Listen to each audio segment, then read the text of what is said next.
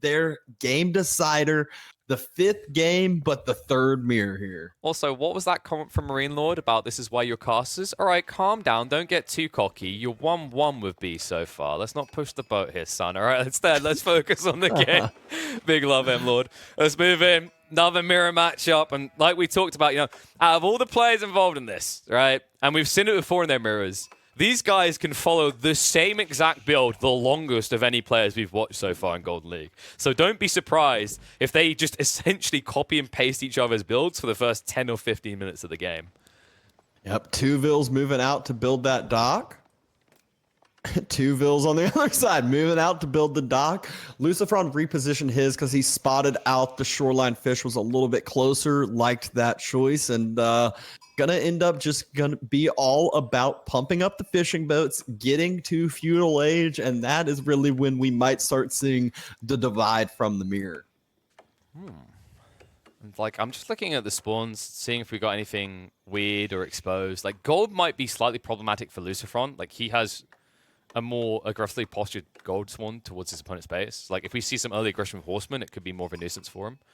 I don't think there's anything else too ridiculous on these openings to think about. I think I'm just so used to getting into this, saying H-Rees in the game, and then really needing to dissect how terrible this spawn is. Yeah, it's either that. Usually on Holy Island for me, it's Roost, and it's like, how fast is this tech up going to come through, and how quick is he going to try to deny water on the other side? But here, it's just going to be about getting these economies online, getting these fishing boats online, going to drop an extra dock, maybe even 2 extra docks as feudal age is coming through, and then it's going to be massing up military ships. When you say it like that, I'm so thrilled for the massing of military ships, Dabston.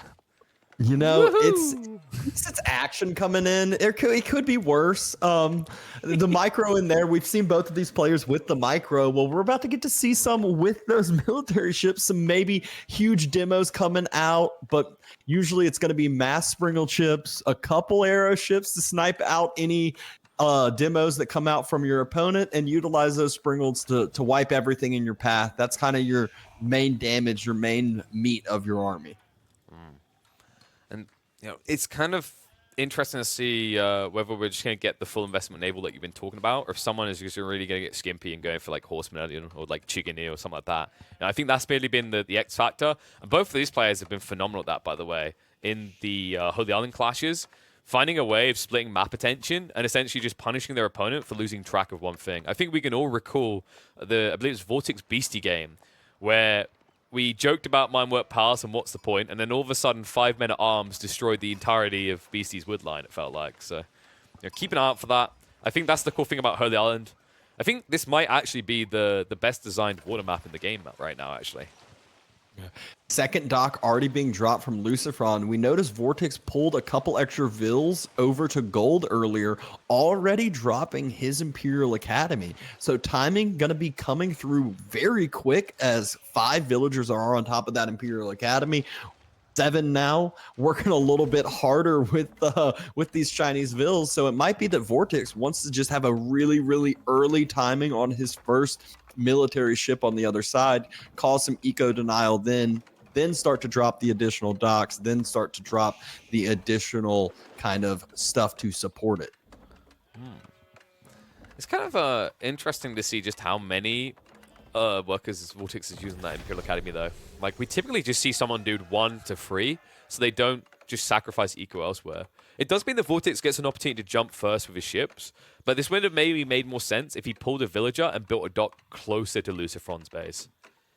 Yeah, didn't have the resources to spare that with the timing goes, though. But military ship already out, about to start coming across the map. Scary part is by the time it's across, and actually LucifroN pulling extra Vills to the Imperial Academy as well. By the time that military ship's across, LucifroN's going to be able to react with his own. Hasn't yet queued one up, doesn't know which ship to queue up. So it is kind of a guessing game early on, but I assure you the first one is not going to be a demo choice. It's almost always Archer ship when you're the first person to tech up, right? Because the logic is that because your opponent hasn't teched yet, you can just go in with the Archer ship and snipe fishing boats. So LucifroN just has the standard opening from being the delay player into feudal. He'll open with Springwood. And there it is. So the correct counter coming out, and not only will it be sprinkled, it's going to be Archership as well coming out from the second dock. So we'll immediately push VortiX's attempted early timing back.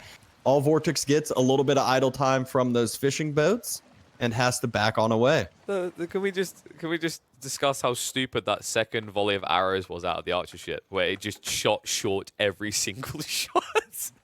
You know, I just try not to think about those too much because it just tilts me when I'm the one playing with them. They're so hilariously goofy, though. I just can't. I have to acknowledge it every time. It's genuinely like it's you know how we had spin to win. This is like you're spinning the roulette at the roulette table to win here with those Archerships.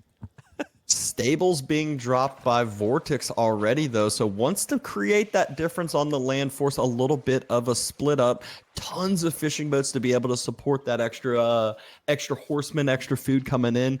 Third dock has been dropped by LucifroN as well. It's 2 docks for VortiX only, though. And, you know, this is when, like we said, game's going to start opening up. We're going to see these reactions, see who is going to start getting the upper hand.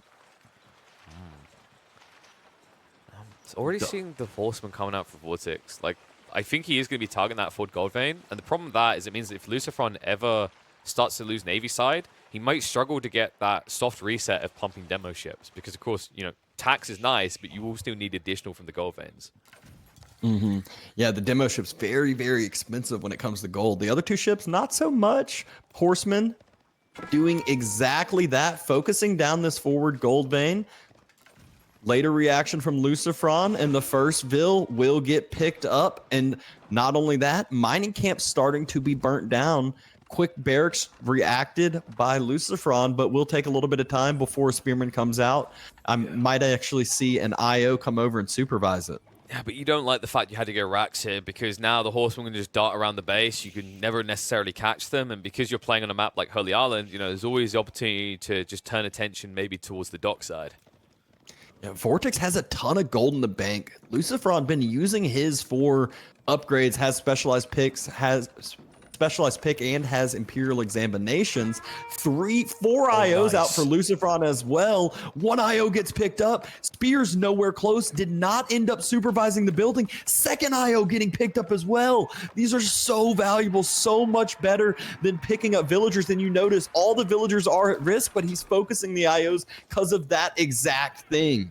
300 resources just down the drain like that, and now immediately he ends up trapping his own villages. The idle time alone, I mean, this is what I was talking about. When you have to go spears as a reaction, they aren't even here yet. Even when they are, watch what happens.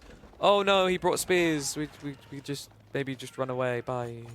And there you go. None of the horsemen go down, and they paid for themselves so many times over. 2 IOs, multiple villagers going down, and the idle time to go with it. But then the ships...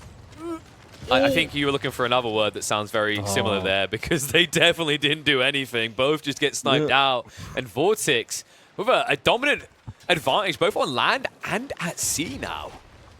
Significant one, and that just shows you if you take the land lightly, it will make an effect on your sea. As wood was being denied, had to drop another lumber camp, lost a ton of time on that wood, and that means no fishing ships coming out. He's actually got 600 wood in the bank, just doesn't have enough out yet, doesn't have the quickness to be able to match the numbers that VortiX already has himself. Man, these demos are going to hold him hostage as well. When you get clumped this large, it's very hard, because, you know, for you to move archer ships in range to snipe those demos, you're going to be in range of the entire fleet.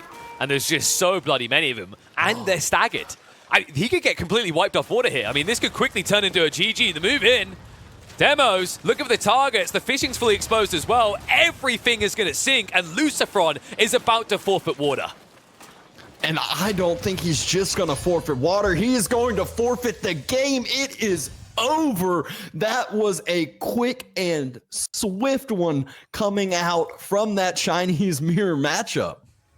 That's how it goes sometimes. The mirrors, small differences make them all, but nothing was small about this. VortiX able to dominate, distrominate, in fact. Because not only did he manage to dominate on land, he managed to destroy on water. The timings were perfect from him. And while the first round, all eyes were on LucifroN, now we begin to eyeball VortiX and talk about how phenomenal he is looking in round 2 of Golden League. God, that was just unreal.